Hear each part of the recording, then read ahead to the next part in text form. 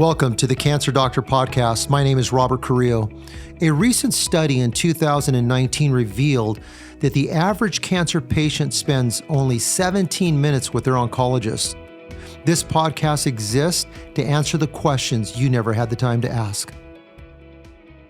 So you're probably the most disciplined person that I know when it comes to food, nutrition, supplementation, exercise.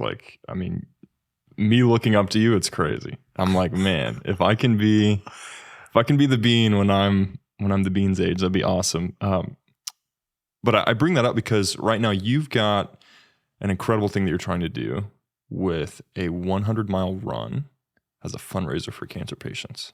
And I want you to talk to me about that. First of all, thank you for the compliment. That's humbling. It really is.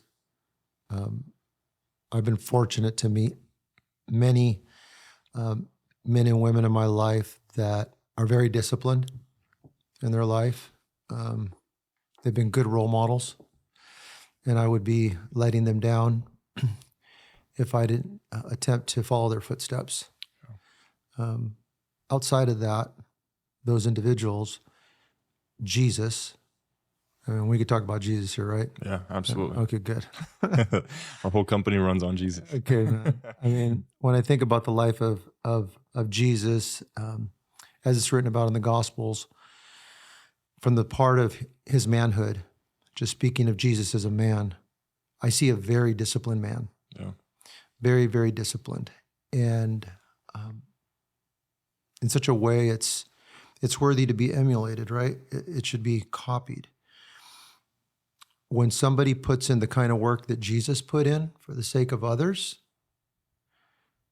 it should stir up in you, it should stir up in me, so I think, a deep degree of loyalty to him and to the way that he went about his life. It should stir up a degree of thoughtfulness about what he said, meditate on those things. And the takeaway is transformation, that time plus trust, time with Jesus and trusting Jesus will lead to my transformation through Jesus. Time with Jesus and trust with Jesus will lead to my transformation with Jesus. Why does that tie into the run, the 100-mile run? Where do we start with this? Why don't I start with how I learned about this? Yeah, tell me, how did you get introduced to, because it's called an ultra run, right? It's an ultra run, yes. It is an ultra run. Where'd you hear about an ultra run, and what's appealing about it to you? Because if I were to see people running 100 miles in a set number of hours, I would look the other way. Yeah. Believe me, I've looked the other way quite a number of times, okay? First of all, I'm not a runner. Yeah. Okay. I need to say that for the record. I'm not a runner. Yeah, I ran, track in high school, but that was a long time ago, all right? There's a lot of gray on this beard, right? So that was a long time ago. Ultra running is a whole different ball of wax, and I've never done it. This is the first time that I'm ever participating in an ultra run. And as I understand it, in order for a race to be considered an ultra run, it has to be a 50-miler or more. And there are ultra runs that are 50 miles, 100 miles, 130 miles, even over 200 miles now. A few years back, it's been some years now, maybe 3 or 4 years ago, I started noticing, ultra running. And what intrigued me about it was the discipline that this required, the courage that it required, an incredible amount of courage, and the amount of changes a human being needed to make to participate, and the commitment, for a period of time. And it's not just for the race, but the training that's involved, right? So, I've always been inspired by individuals that are doing hard things. In any event, doing like everybody on YouTube, doing some searches and stuff, I ended up coming across a podcast between Chad Wright, who's an ex-Navy SEAL, and Rich Roll, who has a podcast, and he's an ultra runner. And he was interviewing Chad Wright, this ex-Navy SEAL who's also an ultra runner or got into ultra running. And I listened to this interview. And I think it's actually still to this day, Chad Wright's most viewed interview. He's been interviewed a lot, okay? Sure. But it's his most viewed interview online. I think it might almost have like 1 million views. Wow. In any event, I found out that Chad Wright had an organization called the 307 Project. And it's based out of Georgia. And they focus on mind, body, and spirit. That's what they focus on, or mind, body, soul, however you want to categorize that. And so that intrigued me. And in any event, I ended up participating in one of their endurance events. They do endurance events. What do those look like? They vary. The first one that I went to was called the Proving Ground. Okay. And That's intimidating. yeah, it was a proving ground. There was about 25 of us. I think in our group there was 22 men, 3 women, and it was a lot of hard stuff. You had to work as a team. And there were some ultra runners there that were there. One was Brandon Rager. All right. Brandon, I apologize if you see this, if I mispronounce your last name, brother. You know I love you. RAEG? Rager. GER. Rager. Yeah. Rager, yeah. Brandon Rager. And then Ben Thomason.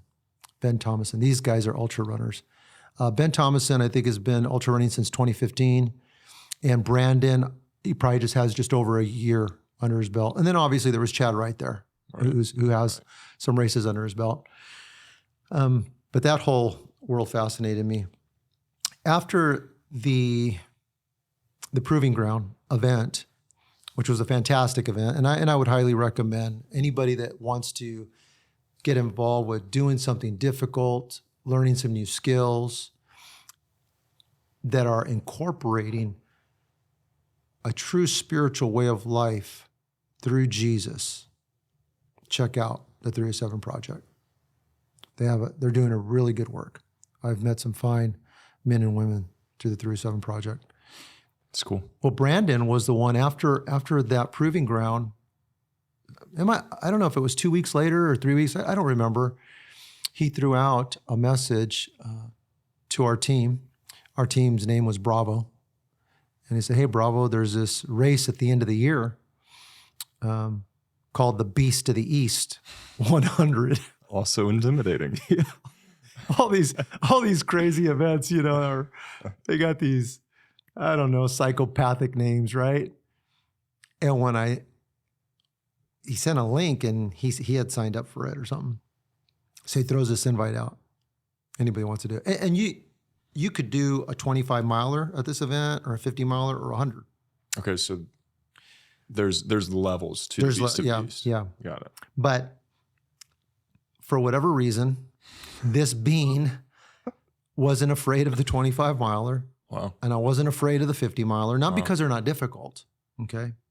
That's not the point. It's the fear factor for me. The 100 miler scares me. That's where the fear lied. And, we work with cancer patients. Yeah. And we work with the doctors that serve them. And fear is a big giant in the room when you get a cancer diagnosis. Yeah. And we are asking patients all the time to address that fear and to address their fears. It's really easy to say that when you're not having to face any fears. Right. It's so easy. I do not believe personally that I can provide patients a service if I don't walk into their world somehow, some way. I don't want anybody to get cancer. Yeah. To have to walk in that world in that way, because that's difficult. But having said that, if I can intentionally walk down a road in life to face a fear, a significant fear that is going to require time, it's going to require some discipline, some courage, some changes in my life to break down that fear, to overcome it, then hopefully by the grace of God, I will become of more benefit to the cancer patient and to those that serve them because I've tasted fear. Right. Running a 100-mile race is humbling. So it's going to be humbling. When you get a diagnosis with cancer, and I would suppose with any disease, Sure. any life-threatening disease, a health crisis, humility comes in at some point in time.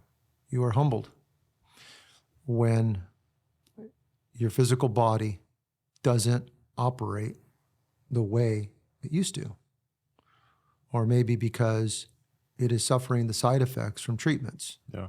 that are being done. It's very humbling to have another human being wipe your bottom or feed you, Yeah.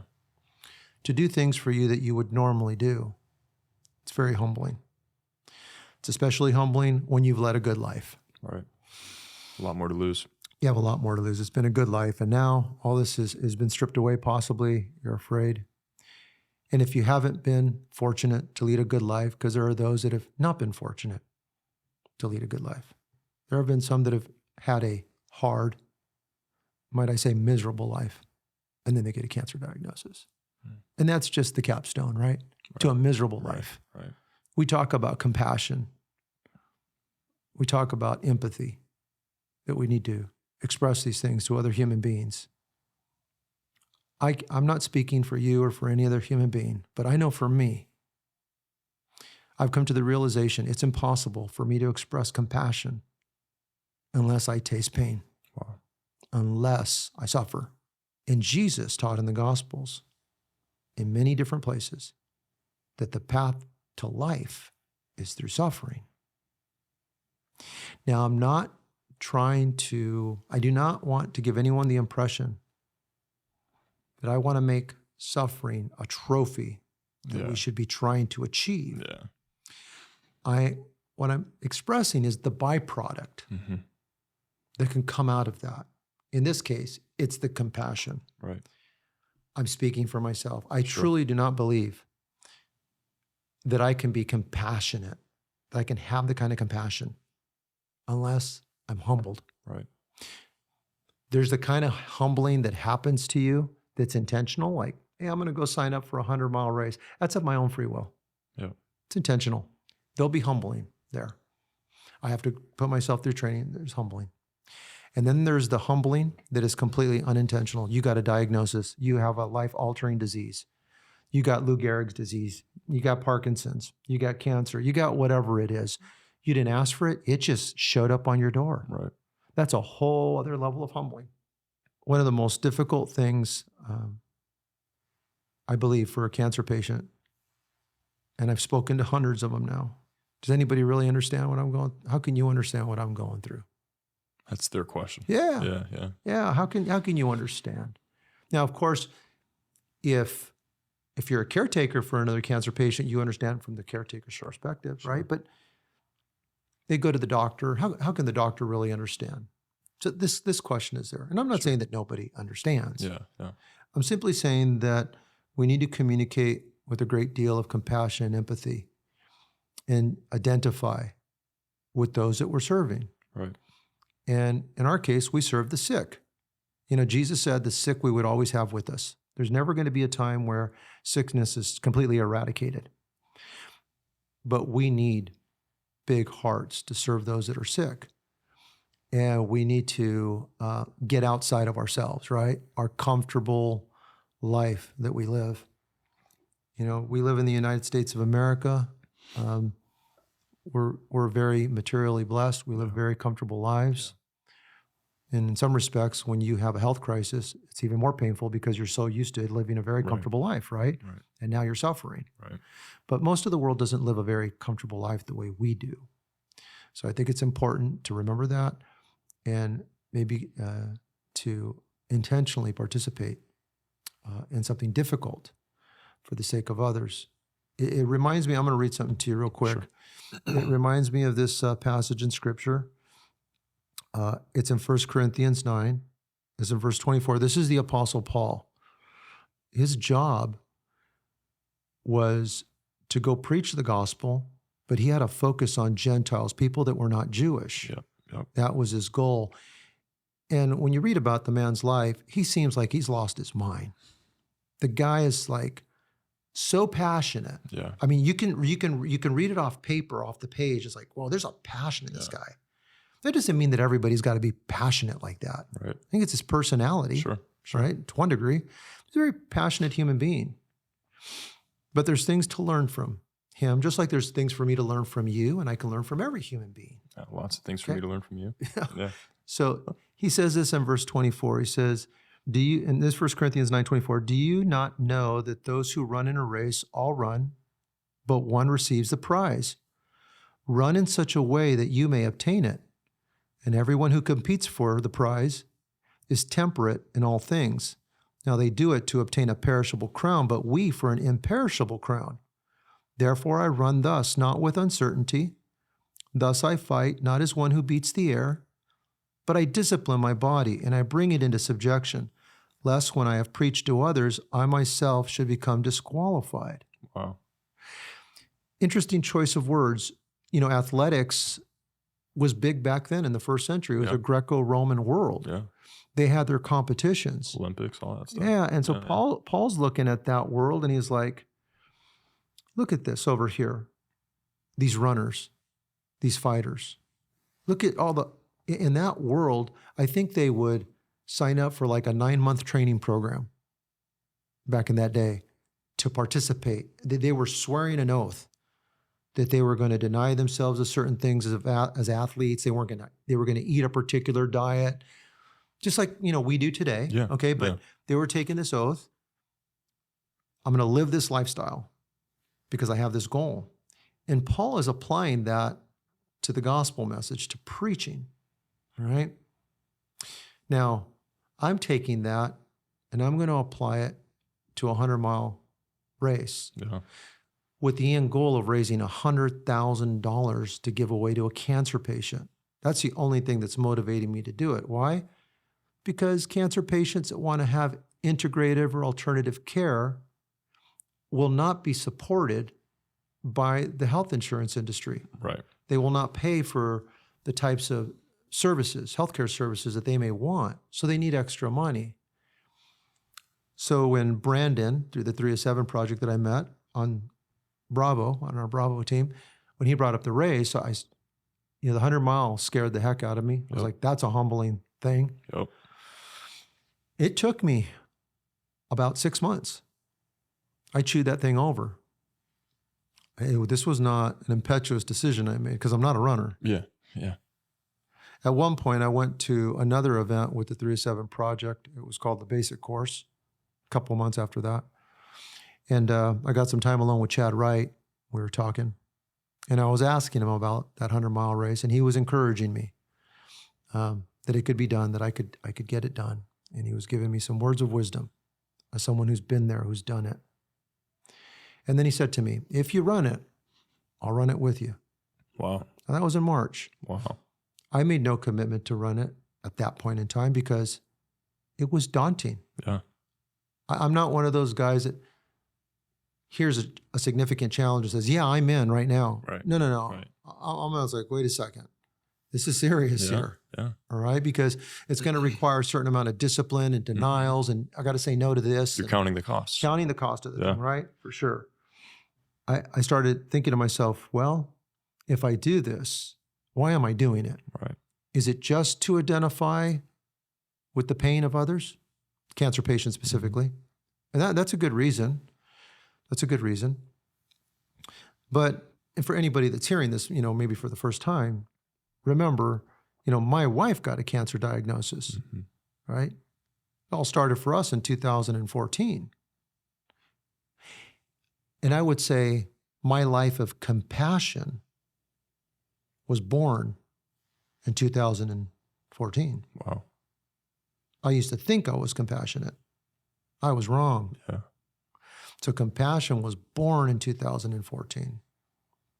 And it began to grow the more I met people that were sick with cancer, seeing their family members, spouses, their children.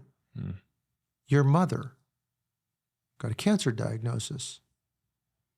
It hurts. It does. It hurts. Yeah.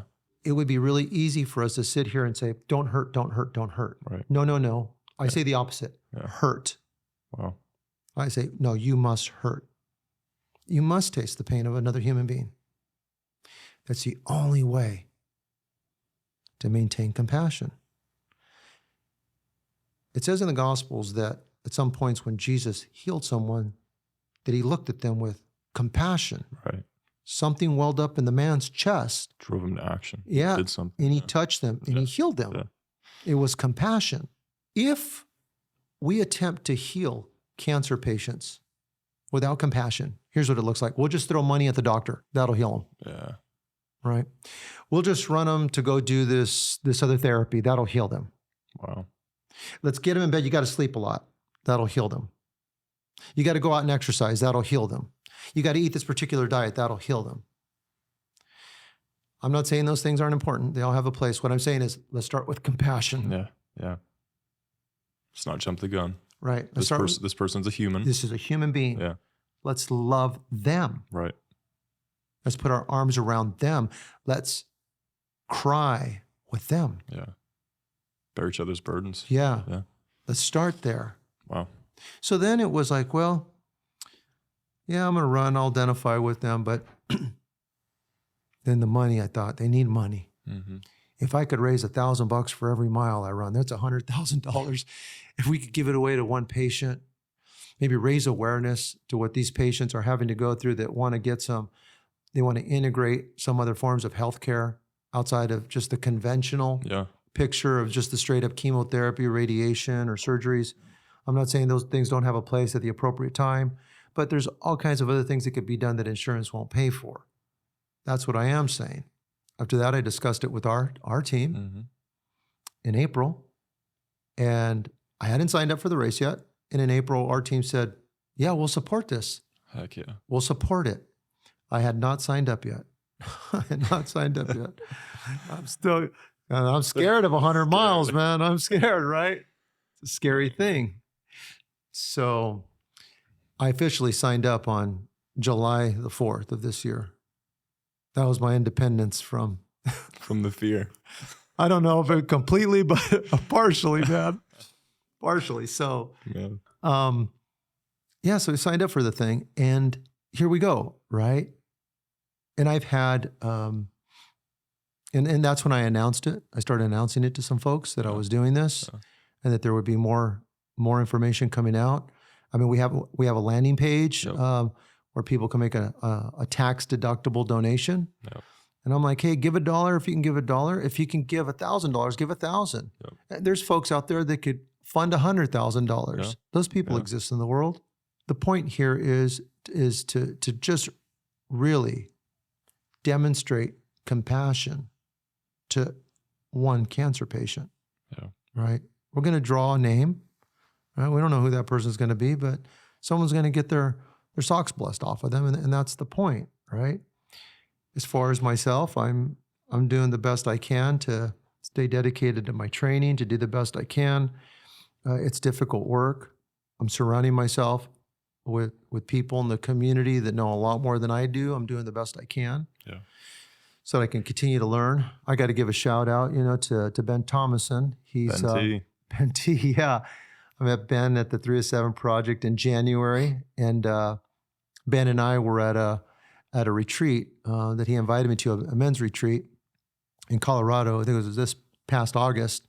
It was the Rocky Mountain Summit, it was called. There was like over 400 guys there. It was really cool. That's awesome. So he invited me. I went out there. My son was there, and another buddy named Jake was out there. And Ben said to me, hey, I got a surprise for you. I said, what is it? He goes, I'm gonna run the Beast of the East with you. And I said, oh wow, that's great. Now Ben's a runner, okay? And he's done these things, right? I was like, well, I can't keep up with you, Ben. And he said to me, he goes, no, he goes, I signed up to run with you. I said, yeah, I know, but I can't keep up with you. I don't have the ability this guy's got, right? He goes, no, I signed up so that I could pace you for 100 miles to stay on your shoulder for Wow. 100 miles on this event. Make sure you get through this thing. He goes, I'm in, man. He goes, you're doing this for a good cause. I want to help you. And I'll tell you what, that humbled me. Yeah. That humbled me that somebody I met in January, like Ben, would have the humility and the compassion Mm-hmm. to come run alongside me. I mean, it's a sacrifice. It really is. Yeah. You have to put in the time and the work and the preparation. There's a lot that goes into it. Same way that you're counting the cost, Ben T's counting the cost Yeah, to pace you. Yeah, absolutely. it's amazing. And Brandon Rager has given me advice and all. He's emailed me support information. There's other guys that I've met through the 307 project. Heck, another buddy, Greg Richens, came to, someone I met at the 307 project at a particular event. He said, I will pace you. He goes, and I will work as part of your pit crew. I'll do whatever you need during your event.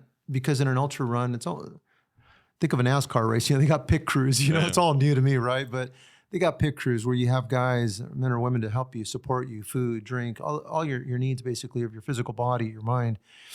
But Greg came out and said, hey, I'll pit crew you or run with you. Another buddy I met through 307, his name's Eric Roberts, and he said, hey, I'll pit crew you, I'll run with you. I'll whatever you need. Cause I needed at least 4 people, right, for that stuff. And then this other buddy, Jake, who I also met through 307, meeting we were in basically. And he came out and said, hey man, I will do this with you. And I'm like, whoa.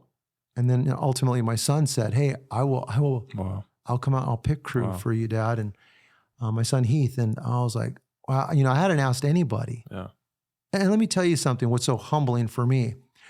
This event is going to take place in North Carolina on December the 9th. We have 34 hours to complete that 100 miles. I have a goal to get it done in 30 hours. Wow. The winner will probably get it done in 20 hours or something, okay? No way. Yeah. But that isn't me. Yeah. The bean is just trying to bean hop get across that finish line, right? But in any event, the daunting thing about the run is it's got 19,000 feet of elevation gain. Yeah, I was about to say, so it's just nuts. for people that are listening, this isn't, we're going to run 100 times down around a 1 mile track. This is, explain the terrain and things you're going to go through, because it's a big deal. It's a big deal. So again, I'm new to this. Yeah. So I'm not the one to get all the advice from, right? But what I've learned from ultra running, when there's an event, generally they're on trails. They're not generally like a road race per se. It's not a marathon community. Ultra running community is like a whole different culture. And so generally on trails, and what the course looks like is different in different parts of the world, wherever they're taking place. And the rules may be different as well. What could be some of the differences? Well, the deadline, how much time they give you to complete it. Sure. How many aid stations there are during the race, an aid station being a place where you'll meet your pit crew. Yeah, and they got food and water. Right, or whatever. okay. Gosh. There are differences, elevation gains, losses. In the Beast of the East 100, for that 100-mile race, it is a circuit. So it's a course up on a mountain that has a trail that's a circuit. Think of a type of circle, right? I'll call one circuit a lap, okay? Okay. So every lap is a marathon. Is going to be 26.2 miles. Got it. So you got to do it approximately 4 times. Almost 4 times. So the 4th time it's cut off just short. The race director, his name's Richard. I spoke to him on the phone and he says it's a true 100-mile cutoff. And there's an aid station about every 4 to 7 miles. Okay.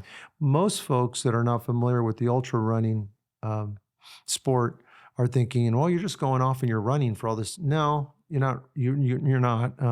There's a lot of walking, hiking, trekking poles, running as well. Yeah.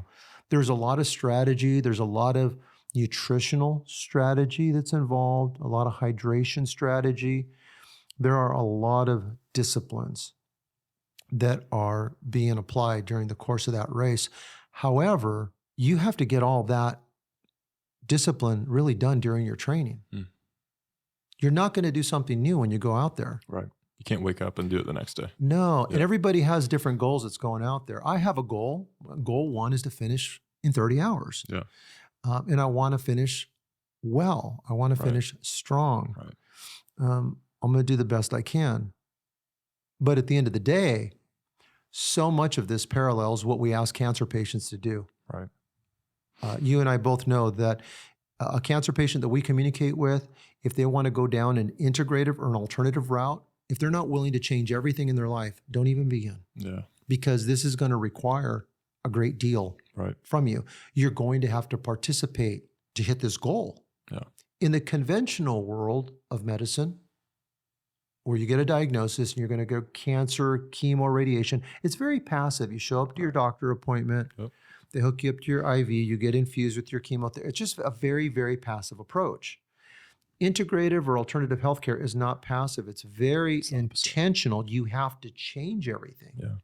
So it is very much likened to athletics, the discipline that's involved in athletics. So I like that part of having to prepare for the 100 because it's what I'm asking people to do. Yeah. And I'm asking them to, if you recall, there's the 3 C's, I've talked about before, Yeah. that cancer patients need to change everything, be courageous, be committed. If that's part of who they are, those patients are generally going to do a lot better. Right. Well, this ultra run requires all of that from me. I have to change a lot of things. Mhm. I've already changed things about the way I run Yeah. because others that know more than me have trained me, Right. and I'm trusting them. Right. And I'm making commitments, and it's requiring courage in the face of the fear of the 100 miles, Yeah. right? And what that's going to do to my body. But here's the thing. I know I have people that are supporting me, praying for me. I mean, Ben Thomason is going to run alongside of me. He lives in Washington State. Wow. That guy's going to catch a plane to go be with me in North Carolina, Wow. to go physically suffer. It's a Well, I mean, incredible. who does that, right? I mean, Ben's got this heart of gold, right? Yeah. Ben's got this heart of gold, and he's named after my brother Ben. My brother Ben was diagnosed with cancer in 2017, right? And so obviously, I cherish Ben Thomas. He's got my brother's name, and I just love this guy. So shout out to you, Ben Thomason, man. I love you. And then I have Eric. Eric Roberts is coming out of Oklahoma Wow. to come be with me. Greg Richens is coming out of Texas. It's a national. Yeah, these ordeal. guys are, I mean, obviously my son out of Arkansas. Yeah. I mean, but it's not like everybody lives in North Carolina. Just going to show up that morning. Yeah. This is what cancer patients need. Mm-hmm. They need support from a team of people, whether they're family members or friends, to come demonstrate compassion. These men that are coming to help me, Jake, I didn't mention Jake. I don't want to forget Jake's in Connecticut. He'll get down to North Carolina. This is an act of compassion on their part. Now, they may not think of it that's what compassion looks like. Right. Right. Sacrifice. Yeah. Yeah. I'm there with you, right? I'm there with you. So, and then I have Chad Wright. Hey, shout out to you, Chad, if you're watching this, man. He said he'd come run it with me. Wow. He's coming out of Georgia. It's a sacrifice. I take that seriously. Yeah. I take that's an act of loyalty to me. Yeah. So I need to do the best I can. I need to show up with a good attitude, right? I owe it to them. Yep. I owe it to the cancer patients that Yep. all the things that I'm asking them to do, Yep. right? I don't want to cheat myself. I don't want to cheat the cancer patient out Right. of what I'm asking. I don't want to cheat the word of God. The Apostle Paul said, not everybody gets the prize, right? You have to play according to the rules. Yeah. I mean, get your eyes on the goal. Yeah. Get locked in, get focused on this, right? Run as if you're going to receive the prize. Yeah. Go for Yeah. it, right? Bring excellence to it. Bring Yes. discipline. Yes, absolutely. I don't know what the final outcome will be. What I'm concerned with is what's in my control today. Yeah. Sure. And I went out and I did my training block this morning. Oh. It was raining. It was cold. I didn't want to do it. Yeah. Believe me. All right. And we were talking a little while ago. I told you a couple of days ago, I got some stomach poisoning, right? Oh my goodness. Right. You know, Yeah. I had done a training block in the morning, and then I put something in my stomach I shouldn't have. I got stomach poisoning. I was a mess. I was vomiting, you know, and the next morning it's like, I got a training block. Yeah. And I did not feel good. It's like, but I went out and I got the training block You did. done. Yeah. I'm not saying that in order to receive, you know, praise or your admiration. Right. What I'm saying it because we're asking people that have a health crisis to do something very, very difficult when they don't feel good Yeah. and they have mentally, you know, fears, mental blocks, hurdles. We're asking this of them. What are we doing to participate with them in some way? Sure. What kind of suffering are we taking up? Yeah. Are we just kind of sitting there, you know, in front of our TV with our remote control saying, hey, man, you need to do this? Right. That doesn't work. Doesn't work. No, Yeah. that as a matter of fact, I would say that pisses some people off. Sure. They're like, you know, I apologize, but they're probably sitting there saying, screw you. Yeah. You know, why don't you get cancer? Let me see how you do with it. Yeah. Right? Which would be all, very natural responses Right. to something like that. Yeah. Exactly. Yeah. Exactly. And they don't deserve that, right? Right. They need compassion. I've never walked a day in their shoes, Yeah. nor do I want to. Right. I would rather, I look at it this way. I speak for myself. By the grace of God, I have physical strength. Mm-hmm. My body works. Yep. I want to take care of it. I want to be as strong as I can. I want to have mental acuity. I want to be sharp. I want to know the word of God because I want to understand the nature and the character of God himself. And I want to put him on display with other people, okay? With my mind, I want to put him on display by being compassionate, by loving them. With my physical body and the strength God has given me and that I'm protecting and attempting to develop, I want to physically serve them with that strength Right. when they're weak. Yeah. I believe those of us that are strong, whether it's mentally or physically, should be donating a part of our life to help those that are physically weak or mentally weak. They need us. Yeah. They need us. Yeah. And they're out there, Yeah. whether they're members of your own family or your neighbor, they're out there. But if you think that life is just about you looking good, you feeling good Right. for you, Right. you have missed God's purpose for your life. You have missed the purpose of God. Wow. The Amen. purpose of God is to love your neighbor. Love your neighbor. When you love your neighbor, you are worshiping God. Yeah. That's what Christ said. You can find somebody that's weaker than you physically, and you can help them. So I'm surrounded with cancer patients. They're all weaker than me. Yeah. They're all weaker than me, and they need help. Yep. They've been humbled. But let me tell you, when you come alongside them to help them, it will give them a little bit of hope. Mm-hmm. It'll give them a little bit of courage. I love the word courage, you know, because it means to encourage someone. Courage means to give someone courage. So you give them a little bit of courage for that day. Yep. And that could basically take that day and make it a good day for them. Yeah. Turn it around. Turn it around, right? What might have been a really tough day for them and stuff. Yeah. Right. What do you think? So obviously not everyone, you're talking about the physical and the mental strengths that some people may have and some people may not have. Obviously you're taking on a 100-mile run to raise $100,000 for a cancer patient through the Cancer God Research Foundation, partnered with Cancer Doctor. What are ways for people like me that are also afraid of a 100-mile run, but can maybe intentionally put themselves in a place where they can learn that suffering and learn that compassion and then be able to operate and give out of that place? Like, what are some practical things that younger people, more strong people mentally or physically can do to kind of learn that compassion and bring it to either, whether it's cancer or some other health crisis that's surrounding them and their family or their community, that they can speak and truly act from a place of compassion? What do you think some other ways that people like us could do that? I'm gonna tell you one of the easiest ways. Go find a convalescent home in your city. Go find a convalescent home and go meet with the administrator and let them know who you are, where you work, where you're from, because they're going to need to qualify you. They want to make sure you're not someone that's crazy, and maybe you need to come in with some references, right? Sure. But let them know that you want to meet with some of the elderly or some of the people that are there at the convalescent home, just to visit them, just to pay them a visit, to encourage them. I can assure you that the administrator is going to look at you like, this person's either crazy or they're an angel from heaven. Wow. Because there are many people in convalescent homes that have nobody. How do I know? I've been in convalescent homes. I've been in many convalescent homes. And it is it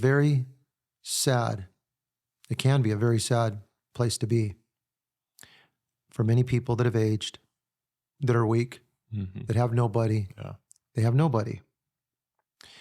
And you show up, and you decide to show up once a week or once every 2 weeks or once a month. But you pick a day out of the week and you show up consistently at a particular time. They will mark you.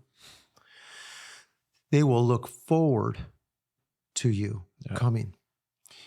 And they will teach you more about life than you ever dreamed of. You will look at life different. I guarantee you that you will. Go there enough times, because you will see things, you will smell things, you will hear things, and you will begin to pray differently for people. You will begin to cry again. Compassion will come. Yeah. It will come. If you go there with the right attitude and you're saying, "Dear God, change me. When I walk into these walls, change me." They'll change you. They'll change you. That's one simple way, and you can find them in all kinds of cities, okay? Yeah. Yep. So that's one way to be compassionate. Another way to stir it up is, in a lot of communities, there are organizations that are targeting, I'll just call them troubled youths. Troubled youths. And they generally need volunteers to mentor youths, young boys and girls or what have you. And they'll pair up, men with boys and women with girls, etc. Completely different context. Yep. But you are meeting with somebody that is going through a struggle, right? They have real struggles. And that will awaken you to a whole other area of life, because you'll find yourself saying, "I never grew up like that. Or I never experienced that, right? I have no idea what this means." Yeah. But compassion, once again, if you go with the attitude, "God, change me in this process," you will be changed. You will find out that the world is much bigger and it's much deeper than yourself. I heard somebody once say, I've never forgot the quote, "If we could collect every tear that's been shed on planet Earth, we could create another ocean." I've never forgot that. Yes, we could. We could create another ocean. Wow. There's a lot of tears that are falling from people's faces, but they're alone. They're alone. There's something very different when you shed tears with another human being that is shedding tears with you. So it's a different experience altogether. And from that, courage is born. From that, courage is born. That's the life of Christ. That's the life of Jesus. To go into a dark place and to bring in light.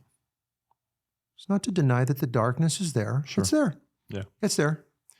But I'm going to come in, and by the grace of God, the blessings from heaven are going to transpire. Yeah. They're going to show up here. Yeah.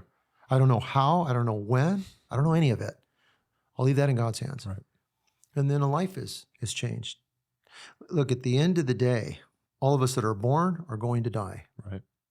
We do not know the time, the place, the circumstances. We don't know any of that. We're here to serve cancer patients in particular. That's what we do. However, the date of our final, our expiration is going to come. It's set. It's there. There's no denying it. For myself, for yourself, and for many others, am I afraid to die? The question, am I afraid to die? If I'm afraid to die, then we have to deal with that. Why am I afraid to die? Right. Okay. So that's one question. Do I believe, there is a real heaven and hell after death? Do I believe that? If the answer is yes, I do, and then I'm also afraid to die, it seems like a person might be leaning towards, because I'm not sure where I'm going. Yeah. Right. And that's why Christ came to settle that. Christ came to secure my soul. Securing my soul is truly is as simple as believing in the substitutionary sacrifice of Jesus' death for me, for my life, because I am an imperfect human being. Because as the Bible says, I am a sinner. I am imperfect. I am not able to dwell in the presence of a perfect God. Right. But God does love me. Right. And he loved me enough that he sent his son to die for me. Right. And belief plus nothing else, and I mean nothing else, belief in Jesus will remove fear of death and confidence in knowing that when I die, I'm going to heaven. Right. And that's huge in the human experience. That's just huge. And that allows me to live in a completely different way, so that if a health crisis comes in, whether it's cancer or something else, my soul is secured. I can now participate in this contest of healthcare. Yep. If I get a cancer diagnosis, for example, it's a contest now. It truly is like athletics. I can compete to protect my health, to turn this around, right? Go into remission or no evidence of disease, and do the best I can. But regardless of the outcome, it's okay, because I am completely safe in the hands of God. Right. And, the Apostle Paul said, to live is Christ and to die is gain. If we believe that the Bible is God's word, and I believe it is, it's like, do you really believe it? Because Paul said to live is Christ, which means as long as I live on the earth, my goal is basically to model Jesus. Right. Right. And he says, but to die is gain. Like, I'm gaining a better life upon death, because I'm going to be taken up into the family of God. Right. And I will see God's face. I will see Jesus Christ. And things that are beyond my imagination, because I live presently in a different dimension, right? Than they do. But if this is true, it changes everything. Cancer doesn't have the last word. Now, this is just a contest. This is another test. Yep. Cancer is a test. Any other health crisis is a test. The loss of my job is a test, right? The roof is leaking on the house. That's a test, right? The plumbing went out. Everything is just a test now. Yep.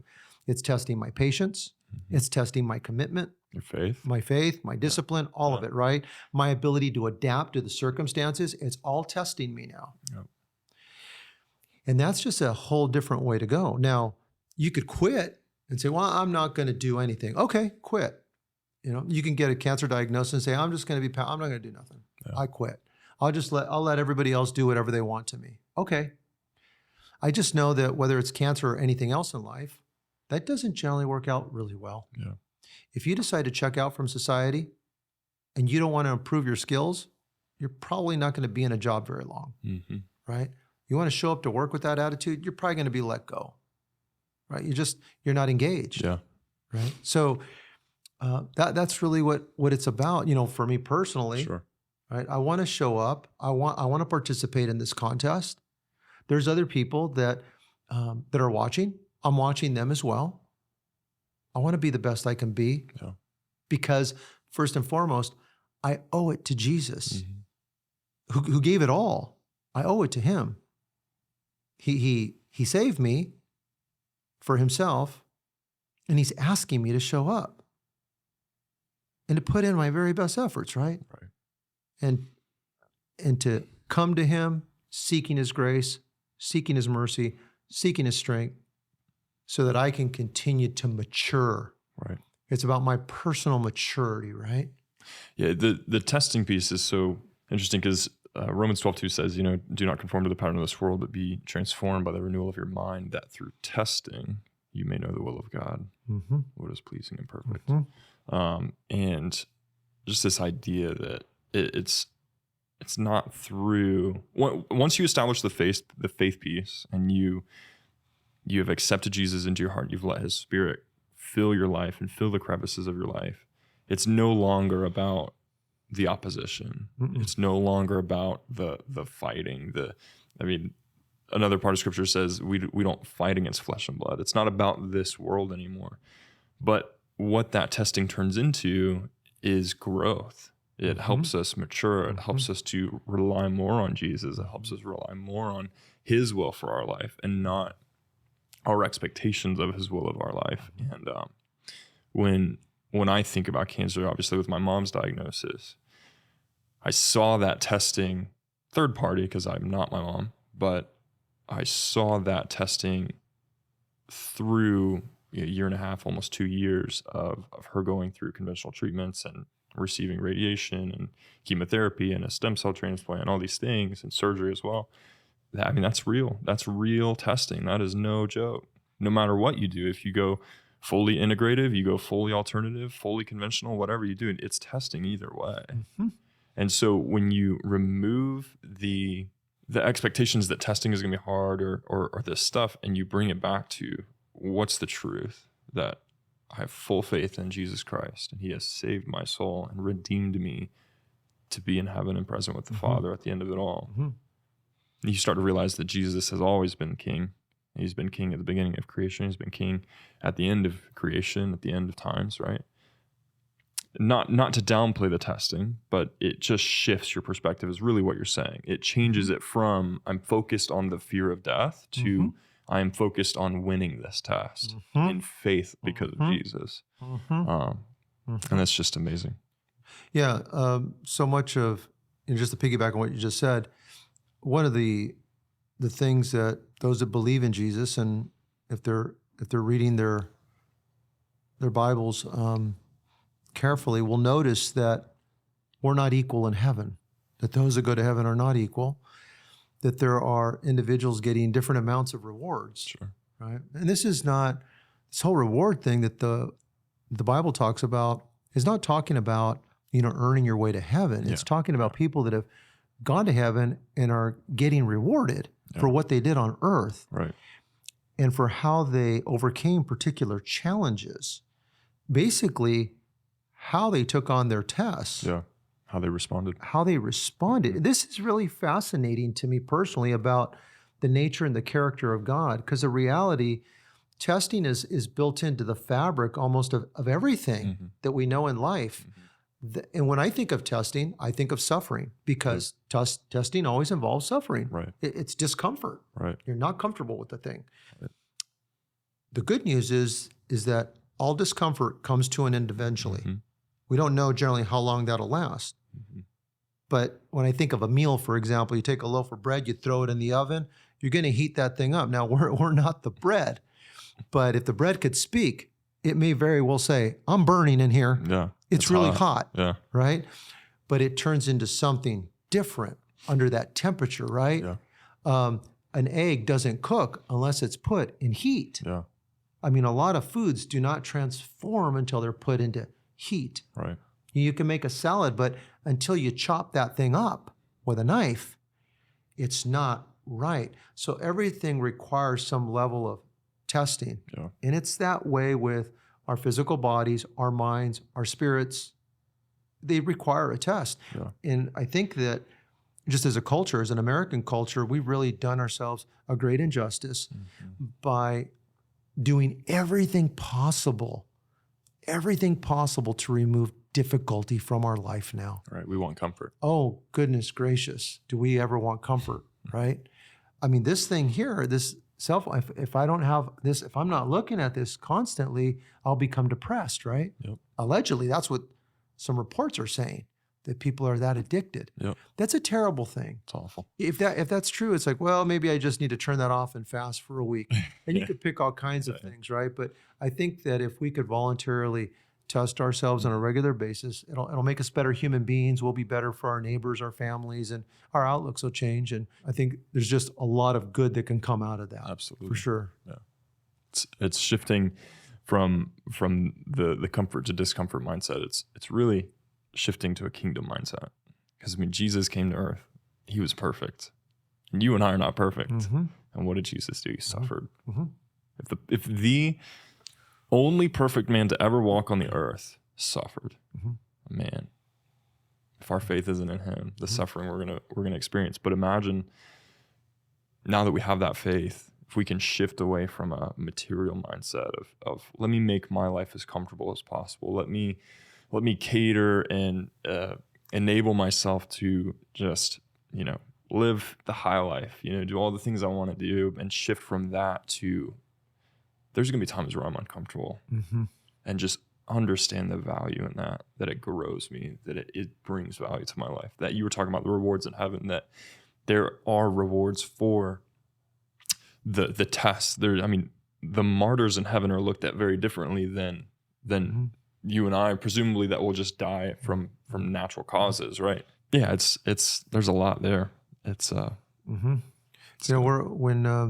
I think about what we do at Cancer Doctor, a patient gets a diagnosis, they show up on our website. There's all kinds of stuff to read on there. There's a lot. It's reading, Yeah, right? There's a lot. A lot of podcasts for us now. Yeah. We're trying to put more podcast material out there, but there's a lot of reading. And what are we asking them to do? To test themselves. That's really what it is. It's a test. It's uncomfortable. I got to read. I got to retain. I got to discern, and what's for me or what's not for me, right? But it's required. Even when you're sick, right? You have to put in the work, right? There's just no way around it. Yeah. And I think we need a significant change of mind on our outlook on life and the way we approach life, in general. These podcasts, people like to watch video. They want to listen to an audio. That's fine. I do too. But you still got to listen carefully, right? You're still going to have to take a note. Yeah. If you totally depend upon your memory, that generally is not going to work out really well for you, right? It won't work out, really well. So check the show notes. Yeah. Links to everything. Right. So we're always looking for a better way, a faster way, an easier way. Yeah. I'm simply saying that sometimes the best way is an old way of doing things. I'm not against, the tools that we have. I think we have a lot of great tools that can help us, but sometimes simplifying yourself, take a note, think, meditate on something for a little while can provide a lot more benefit, for you. You started off by asking me about a 100-mile race, why I'm doing it, etc. I'm having to spend time reading things that I wouldn't generally be reading, listening to podcasts that I wouldn't generally be listening to. Why? Because I need to get ahead of the curve here. Yeah. December 9th is coming up. It's coming. It's coming. I mean, the day's just coming. I can't slow it down. I cannot slow it down. So I need to be one with this. Yep. I'm looking for oneness in this community. Right. And it's important to do everything I can, in order to get that done. By the same token, we're asking cancer patients to do everything they can to become one with a particular healthcare model that they are enrolling with, right? To recover, to get the best quality of life, to set up the odds in their favor, to stop a disease from spreading, God willing, to start getting it to shrink, right? Go into remission and no evidence of disease. But before all of that, a cancer doctor, we would pray that Jesus would invite them into his healing. His healing. Because I really do think that we are living in a time that I don't think we've ever needed the ministry, the gift of Jesus' healing of physical bodies, of minds, of souls like we do today. Wow. Churches should be packed on a regular basis with sick people coming in that are only there for those in the church to pray for their healing. Wow. This is like completely been lost. Yeah. The church is a hospital. The Jesus you read about in the Gospels is walking around as a physician, Yeah. He's a healer. and he's going to the hospitals on the street. Mm-hmm. If the love of God is in us, and I believe it is, then when we come across someone who is sick, compassion needs to be at the forefront. And the first thing that should be coming out without compassion is the praying Yep. for their healing. Yep. A supernatural healing from God, a gift, a true gift from heaven. Wow. That would not require me to do anything except respond with thanksgiving Yeah. and loyalty Yeah. to the person that's giving me the gift. Yeah. That is all. That's it. We need to start there versus getting compartmentalized in that fix-it mode and what. Yeah. Just How so can I easy to start? do. Yeah, start throwing everything. It's like, and Let's pray first. You know. yeah, Yeah. let's pray. And not just once, but have that person go back maybe to their church or to repeatedly to seek prayer. Yeah. A lot of us have that microwave mentality, Yes. one and done. Takes more. It's a test. Yeah. You need to persevere. Yeah. And so persevere in asking God to heal somebody Mm-hmm. more than once. Maybe it's 1,000 times Yeah. that you pray with a person or lift a person's name before the throne of God and ask for mercy Right. for their health. And again, whether that's a disease or something of the mind or their soul, whatever that is, but we need to come back to that place of healing because we've completely, it Lost seems it. like lost that whole thing. Yeah. Yeah. And we're so stuck on, I can take care of me, right? I can, it's like, well, guess what, buddy? Guess what? There's going to be some things in this life that are going to be outside of your control, and you're going to be at a complete loss that you're like, I can't handle it. I can't do it. Yeah. You're gonna look up. Even if you're an atheist, you're gonna say, if there is a God out there, Yeah. can you help me now? Right. Because I'm in a bad way, in a bad place, Yeah. and I don't see any way out. I need you. I need you. So Yeah. I think that's really important, and I think that's been lost, and we need to regain that. I think that being made in the image of God, to demonstrate that compassion and invite people in to be healed by Jesus and ask Jesus to invite them in, right? Yeah. Into his healing presence. In the Gospels, there's one passage, I forget which Gospel, it says that when Jesus showed up in a particular area where there were sick people, that the presence to heal was with him. The presence to heal. Is it just an interesting choice of words? The presence to heal was with him. Boy, we need that, the presence of Jesus' healing, to be with us, right? Yeah. That would be, how wonderful would that be to see cancer patients, people with Parkinson's? Mm-hmm. How wonderful would it be to see people with Down syndrome, cerebral palsy, you name the disease, to be receiving prayer and for the kingdom of God to come down to earth in a way we haven't seen in a long time, where it just left us dumbfounded and we said, oh my God, God has visited us. Yeah. God is truly visiting us because there is a supernatural event occurring that medicine is not able to do in this way. That would be truly awesome. Oh, and if we don't think for a minute that would generate a response of loyalty to Jesus, I think we're wrong. I think you'd have You a see lot it of all people. through the gospel. Yeah, I He think heals, yeah, people it's start like, following him. yeah, it's like everywhere, I need to know you more. I need to know what's this all about, What's it right? about? How does this work? Yeah. How does this work? In the Gospels, a healing ministry was significant in its evangelism. Yeah.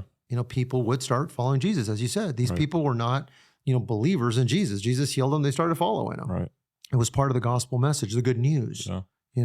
The good news is actually more than the forgiveness of sin. Some people just think, oh, it's just a forgiveness of sin. No, it was actually more in the Gospels. Yeah.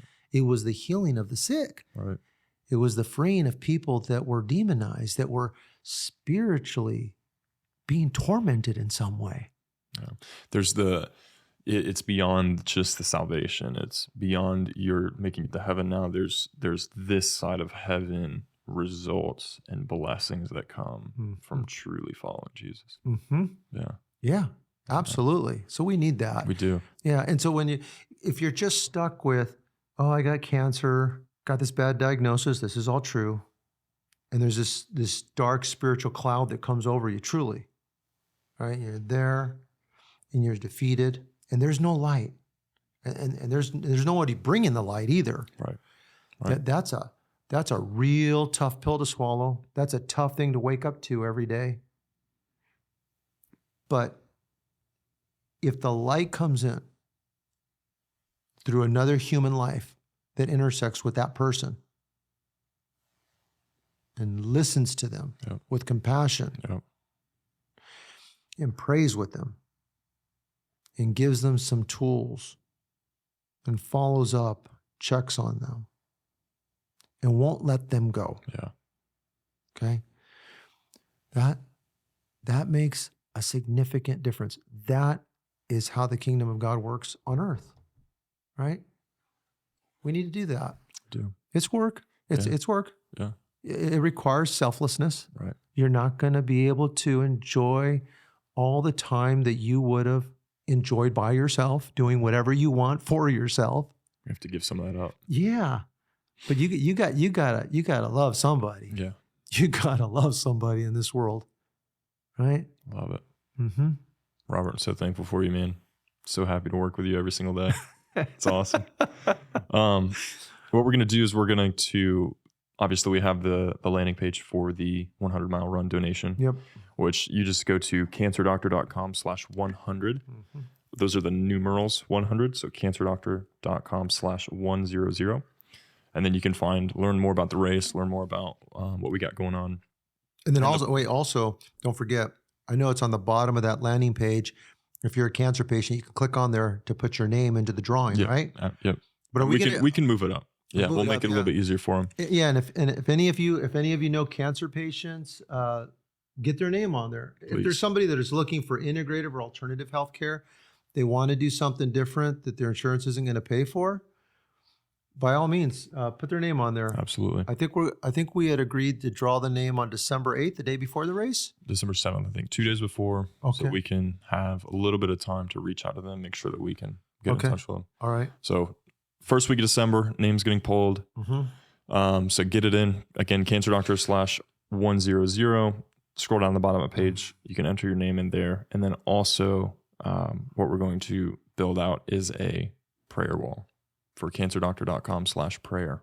Nice. So navigate there, submit your prayer request, whether it's cancer, whether it's some other diagnosis or disease, or whether it's something spiritual, something mental going on, Mm-hmm. We want to pray for you. We'll submit it to the team first, and then we'll figure out a way to get it where other patients can be praying for you guys as well. Thanks so much, buddy. Love you, dude. Love you too, man. Let's do it. Be good.